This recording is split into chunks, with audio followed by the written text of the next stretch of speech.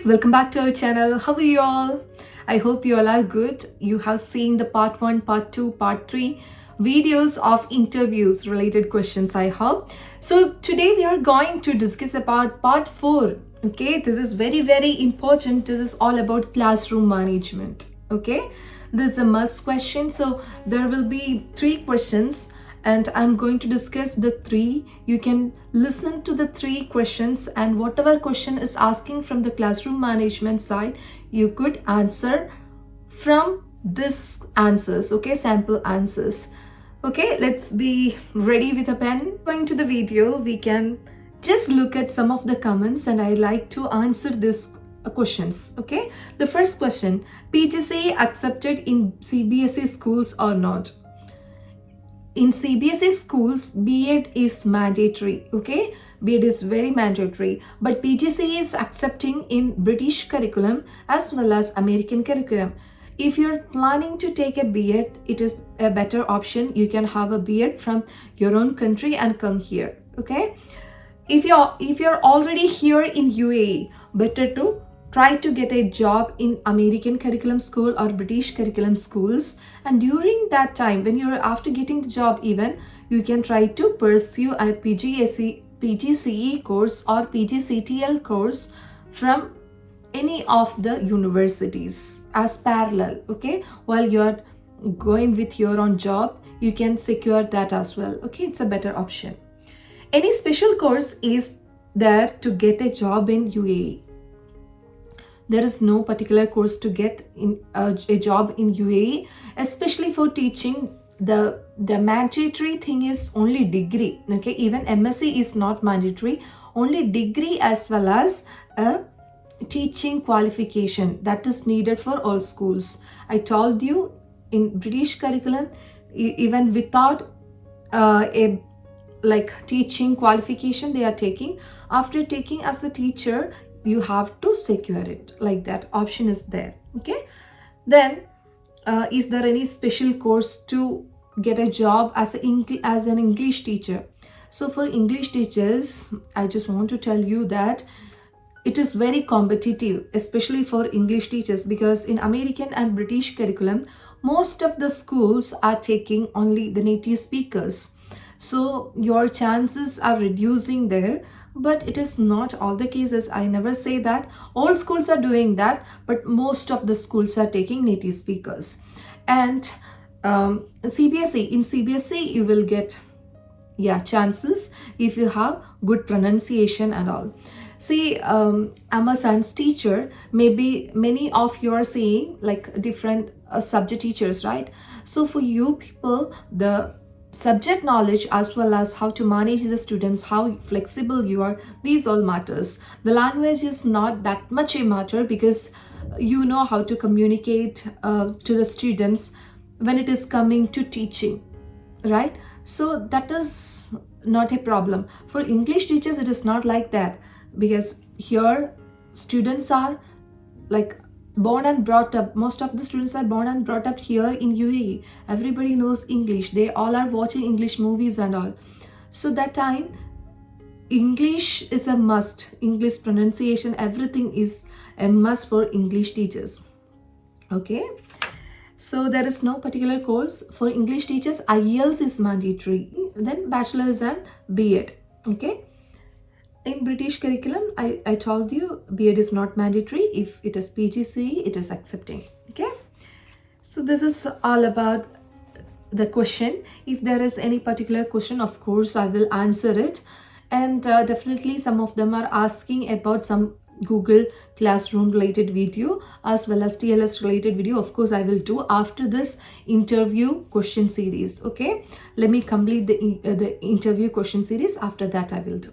Okay, and many of you people are not watching this one. Please try to save it at least, so when you're going for an interview, it will be definitely helpful for you. Okay, today we are going to discuss about this one, classroom management. We are going to the first question: how do you handle a disruptive student? Okay, many of them are hyperactive in the classes. Some of them are disruptive students, right? So how do you manage this student? This is the question. So disruptive students means troublemakers, right? So how do you going to manage the troublemaking students? At first, while teaching, you can see some of the students are making problems. At first, you just have an eye contact, okay? Just look at him and teach. After teaching as well, like after looking at them as well, there is no change in their like behavior. If it is so, just show justice. Maybe like no, then don't talk. This kind of justice we can have. Then after that also they are repeating the same thing, so you can give like instructions, like clear expectation of the classroom. So you can tell them like in this lesson, this is the teacher's time, you have to listen here, you have to mindful, this kind of instructions we can give. Okay, so after that, again, after reminding the class, again that student is making problems, what you will do? Then we have to take the students privately outside and ask them what is the problem behind, what are the root cause of this. If they are telling I cannot understand this subject, so you have to reinforce. Okay, like you can give extra worksheet and extra support for them, and special instructions, individual instructions also you can give. Okay, if he's telling I'm just finding this boring, so you can reinforce, positively reinforce them. And even after discussing with the students, you are not getting the root cause, you can call the parent and ask what is the how his behavior in the in home as well. Okay, if it is not in your hand, you have to refer the students to the behavior department, inclusion department. Okay, this is the way we have to handle it. So how to tell this answer? Sample answer is here, please listen to that. When dealing with a disruptive student, I follow a structured yet empathetic approach. First, I use nonverbal the cues like eye contact or a gentle gesture to redirect their attention.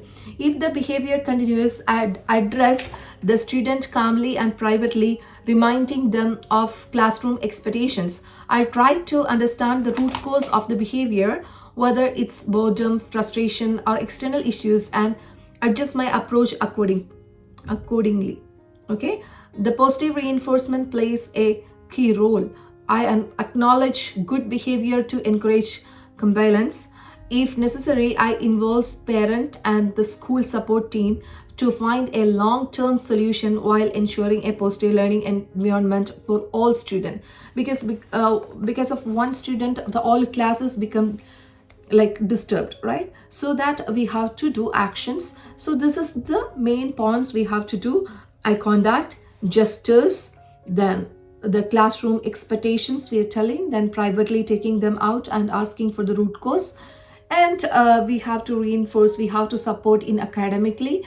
Then if you want, you can meet parent, otherwise so this to the inclusion department. These are the main points that you have to remember while answering this question. Okay, we are going to the second question. Second is, what strategies do you use to keep students engaged and motivated in the classroom? What are the techniques you are going to use? This is usually asking questions. If you already got this question any of the interviews, please comment below. Okay, so sample answer: I believe engagement comes from making learning meaningful, okay, interactive and student-centered. I use a variety of strategies such as hands-on activities, group discussions, and real-world applications to make the lesson interesting. You have to tell what are the things you are going to do for making the lessons interesting. Other than that, you never say, yeah, I'm going to make the class interesting. How? That you should answer, right? For example, in a science class, you can give an example here. So according to science class, what I can do, that I'm telling, I incorporate experiments and inquiry based learning to spark curiosity. Gamification such as quizzes and interactive challenges also helps maintain interest. I ensure that all students feel valued by acknowledging their contributions and offering differentiated instruction to meet diverse learning needs. Setting achievable goals and celebrating progress helps maintain motivation and encourages a growth mindset. So you have to set achievable goals. According to the students, achievable goals only you can set. Then celebrate the progress by giving rewards and all. Okay, this is the way. So all the things we included in one question. So each question are an opportunity for talking what you all know about, right? The question. So you have to utilize it maximum. Tell what all things you know to incorporate. The class is very interesting. Okay, this is the second question. We are going to the last question, the third question. So only 3 questions related to this one, so you can answer all of these kind of questions, I hope. If you are met with other than these 3 questions, please comment below. I will answer in the next video. So the third question, how do you foster a positive classroom environment? How you will make a positive environment? So you can say these are the main points. Okay, this is the key points. The first one is inclusivity. Inclusivity means all students should be treated as same. Second one is clear expectations. We have to give a clear expectation from each and every students, clear rules in the beginning of the academic year itself. Then the third one is respect. Give respect to each and every student. Okay, so all students' achievement is valuable. I'm just reading the sample answer. A positive classroom environment start with respect, inclusivity, and clear expectations. At the beginning of the year, I established classroom rules collaboratively with students to give them a sense of ownership, because we have to discuss with the students and we have to give each work to each students, just like board work and maybe the classroom management related, the whiteboard writing of dates, the topic, everything each day. This kind of activities we can give to each student, particular students. Okay, and lunch break, classroom management, this kind of. So the students also develop their own ownership in their like membership into the classroom. Yes. Then I create a warm and supportive atmosphere where students feel safe to express their thoughts and ask questions. I also promote a culture of kindness and teamwork by encouraging peer support and constructive feedback.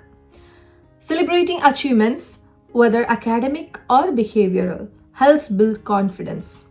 By maintaining open communications with students and parents, I ensure that every student feels valued and supported in the learning journey. This is what we have to tell as an answer. So this is a must to answer in a positive classroom environment. These 3 key points, respect, inclusivity, and clear expectation setting, this is very, very important. Okay, you have to include this in your answers, then your answer will be stand out. So these are the 3 questions we discussed today. Just go through this and study. If you're just listening to this one, it doesn't, like, it's not a worth. If you're writing this in your book and studying it and repeating it during the interviews, it will definitely help you. Dears, in our WhatsApp link, I'm updating the vacancies that I am receiving, so that you can apply every day using that links or the emails with a cover letter and CV. Properly mention the subject that you're applying. So every day you need to do that. One day is yours, and if you are not getting a call back, don't worry, one day you will get it. And always try to better your CVs. Okay, there will be some problem, that's why they are not calling. Yes, other than that, other part is like prayer. Okay, prayer is a matter. You have to constantly pray and do it. There is a connection, I hope. So you can do that, and of course one day is yours. And message me in the comment section if you're getting jobs and all, so we all will be happy and motivated. Okay, this is what I just want to tell you. Then that's it, dear. See you tomorrow, and Eid Mubarak in advance to you all. I hope in GCC tomorrow will be the Eid. I don't know, I'm not sure, but inshallah, let's see. Anyway, bye bye, dears.